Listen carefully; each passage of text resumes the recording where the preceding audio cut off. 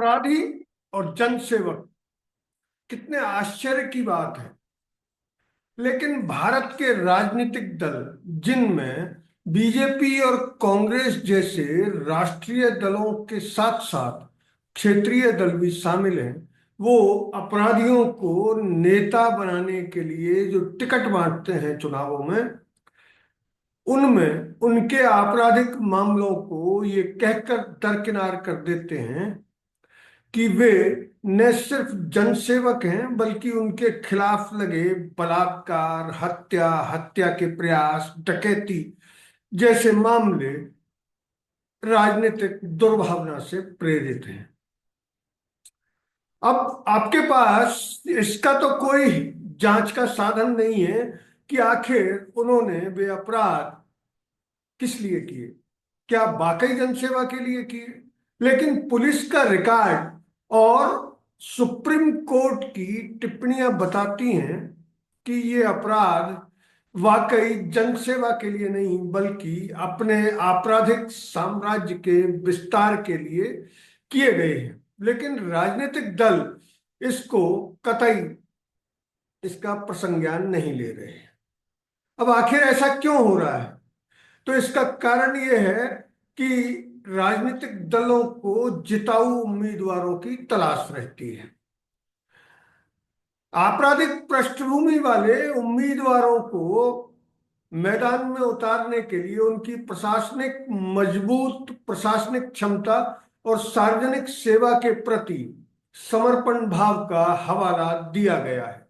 Association for democratic reforms, जिसे आप ADR के नाम से जानते हैं, उसने हाल ही एक रिपोर्ट जारी की है।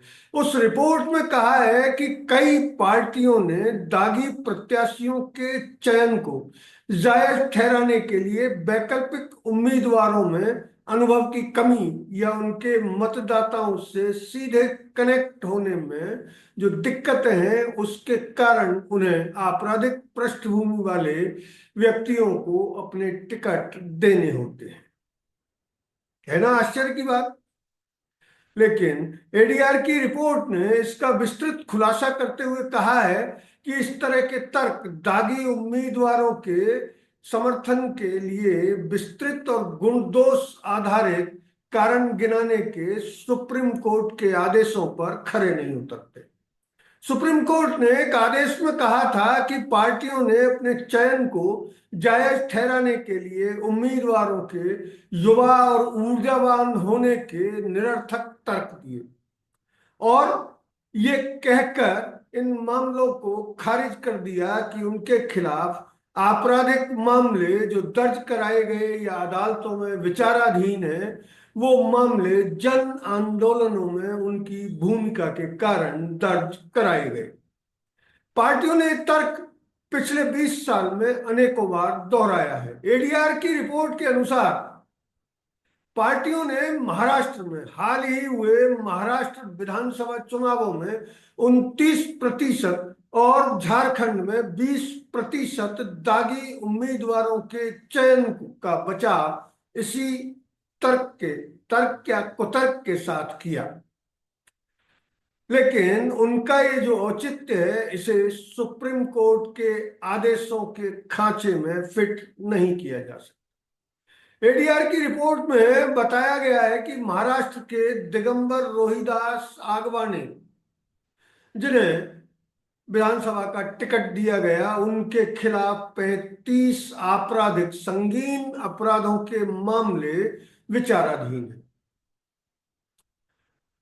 इस उम्मीदवार को टिकट देने वाली पार्टी ने कहा कि राष्ट्रीय समाज पक्ष ने आगवाने को गरीबों के लिए समर्पित एक प्रभावशाली नेता के रूप में वर्णित किया है और ऐसे उम्मीदवार को नजरअंदाज करने के लिए जो स्पष्टीकरण उन्होंने दिया, उसे उचित नहीं माना जा सकता। रिपोर्ट में कहा गया है कि क्रम से 27 और 26 आपराधिक मामलों का सामना कर रहे कांग्रेस के संजय चंदू काका जगताप और बंटी बाबा सेलके को चुनाव मैदान में उतारने के लिए उनके प्रशासनिक अनुभव का हवाला दिया गया। कितने आश्चर्य की बात है। और ये कुतर्क भी दिया कि वे राजनीतिक प्रतिशोध की भावना के शिकार हुए हैं, यानी उन्होंने किसी तरह का कोई अपराध नहीं किया है और उनके खिलाफ झूठे मामले दर्ज कराए गए हैं। रिपोर्ट में अनिवार्य खुलासे के गैर अनुपालन पर भी प्रकाश डाला गया है। इसमें कहा गया है कि महाराष्ट्र में राष्ट्रवादी कांग्रेस पार्टी यानी शरद चंद्र पवार की पार्टी और उद्धव बालासाहब ठाकरे की शिवसेना आपराधिक मामलों वाले अपने किसी भी उम्मीदवार के चयन के लिए उचित कारण बताने में नाकाम रही है, यानी उन्होंने कारण बताने से भी एक तरह से इनकार कर दिया। इसी तरह की खामियां झारखंड में भी देखी गई, जहां झारखंड मुक्ति मोर्चा यानी झामुमो ने आपराधिक रिकॉर्ड वाले अपने किसी भी उम्मीदवार को चुनने की वजहों का खुलासा नहीं किया। एडीआर ने तत्काल सुधारों का आह्वान करते हुए कहा कि सुप्रीम कोर्ट के आदेशों का अनुपालन न करने वाली पार्टियों का पंजीकरण चुनाव आयोग को तत्काल रद्द कर देना चाहिए और आपराधिक मामलों का सामना कर रहे उम्मीदवारों को अयोग्य ठहराने में कतई देरी नहीं करनी चाहिए। एडीआर के मुताबिक महाराष्ट्र में जिन उम्मीदवारों के फॉर्म C7 का विश्लेषण किया गया उनमें से 48% यानी 1052 उम्मीदवारों में से 503 ने अपने खिलाफ आपराधिक मामले होने की जानकारी दी। इनमें से 32% के खिलाफ गंभीर आरोप है, यानी हत्या, हत्या के प्रयास, लूट, हफ्ता वसूली जैसे मामले उनके खिलाफ चल रहे हैं। इसी तरह झारखंड में 45% उम्मीदवारों ने यानी 234 में से 105 ने अपने खिलाफ आपराधिक मामले चलना बताया, जिनमें से 35% पर गंभीर आरोपों में मुकदमे दर्ज है। मजे की बात यह है कि रिपोर्ट में कहा गया है कि 15 आपराधिक मामलों का सामना कर रहे भाजपा के उम्मीदवार बाबूलाल मरांडी की बीजेपी ने सामाजिक सेवा के लिए तारीफ की और उन पर लगे आरोपों को राजनीति से प्रेरित बताकर खारिज कर दिया। रिपोर्ट में उम्मीदवारों के चयन में जीतने की क्षमता को ईमानदारी पर प्राथमिकता देने के लिए राजनीतिक दलों की कठोर आलोचना भी की गई है। इसके साथ साथ विवादों में आ चुके निर्वाचन आयोग पर भी नियमों को लागू करने में फेल होने का आरोप लगाया गया है। रिपोर्ट में संपत्ति के खुलासे संबंधी नियम पर भी अमल न किए जाने का दावा किया गया है।